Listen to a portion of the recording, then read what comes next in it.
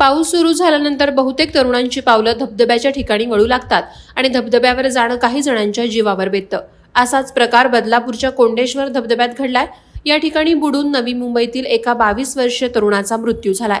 अनुप मिश्रा असं मृत तरुणाचं नाव आहे। नवी मुंबईच्या कोपर खैरणे येथून अनुप त्याच्या 4 मित्रांसह कोंडेश्वर डॅमवर फिरायला गेला होता। त्याने कोंडेश्वरच्या महादेवाच्या मंदिरात दर्शन घेतलं। त्यानंतर 5 जणांना पाण्यात पोहण्याचा मोह आवरला नाही। सर्व तरुण पाण्यात उतरले।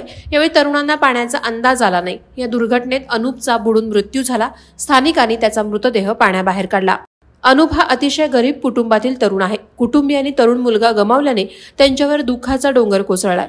बदलापूरमधील कोंडेश्वर धबधब्यात पोहण्यासाठी मागील अनेक वर्षांपासून पर्यटकांना मनाई करण्यात आली। दरवर्षी पावसाळ्यात कोंडेश्वरला जाण्यास पर्यटकांना बंदी घालण्यात येते। मात्र यंदाच्या वर्षी पावसाळा नीट सुरूही झाला नाही। त्याआधीच कोंडेश्वर धबधब्याच्या ठिकाणी सुरक्षा रक्षक नेमण्याची आवश्यकता व्यक्त केली जाते।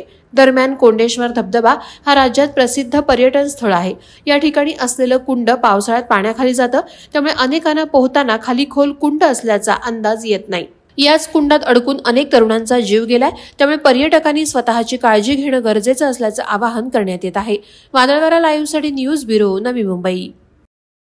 नवी मुंबई व रायगड जिल्ह्यातील ताज्या बातम्या आणि घडामोडींसाठी सबस्क्राईब करा वादळवारा लाईव्ह चॅनल आणि दाबा बेल आयकॉन।